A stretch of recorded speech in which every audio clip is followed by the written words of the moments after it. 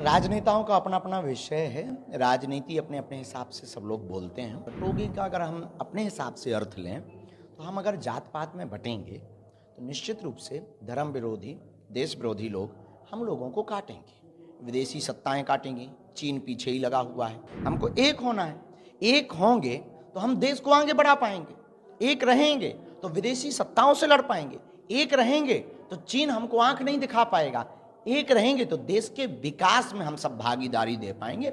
हम सामाजिक समरसता का कोई अगर साधु या हमारे बाबा जी ऐसा कह रहे हैं, हम देखो एज ए मुख्यमंत्री के सपोर्टर नहीं, पर बाबा जी आध्यात्मिक एक पीठ के धर्मगुरु हैं और उन्होंने सही बोला है। राजनेताओं का अपना अपना विषय है। राजनीति अपने अपने हिसाब से सब लोग बोलते हैं, पर बटोगे का अगर हम अपने हिसाब से अर्थ लें तो हम अगर जात पात में बटेंगे तो निश्चित रूप से धर्म विरोधी, देश विरोधी लोग हम लोगों को काटेंगे, विदेशी सत्ताएं काटेंगी। चीन पीछे ही लगा हुआ है।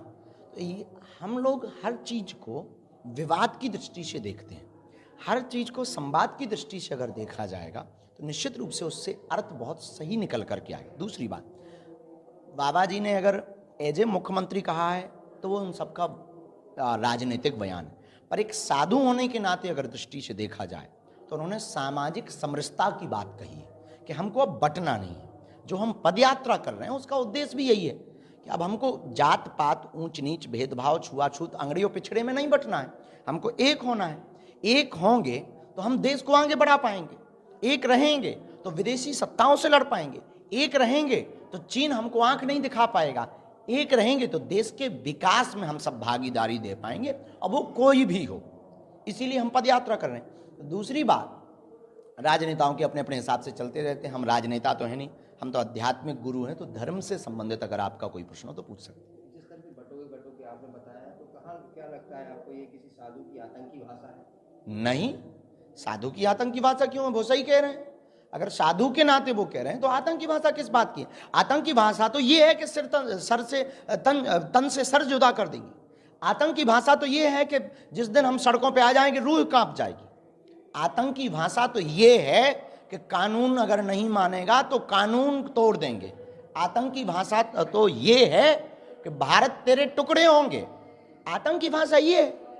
हम सामाजिक समरसता का कोई अगर साधु या हमारे बाबा जी ऐसा कह रहे हैं, हम देखो एज ए मुख्यमंत्री के सपोर्टर नहीं, पर बाबा जी आध्यात्मिक एक पीठ के धर्मगुरु हैं और उन्होंने सही बोला है कि अगर हम बट जाएंगे समाजों में, जातियों में, तो निश्चित रूप से कट जाएंगे।